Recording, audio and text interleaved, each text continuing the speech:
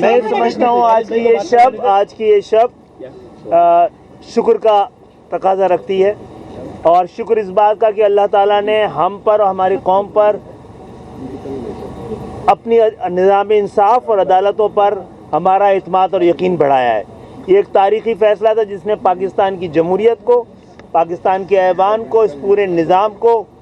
معیشت و معاشرت سب کے حق میں یہ فیصلہ گیا ہے۔ میں امید رکھتا ہوں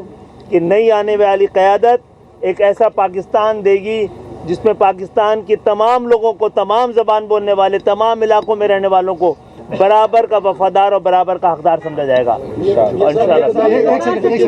اور بار کونسل کا ہم شکریہ ادا کرتے ہیں کہ وہ صحیح وقت میں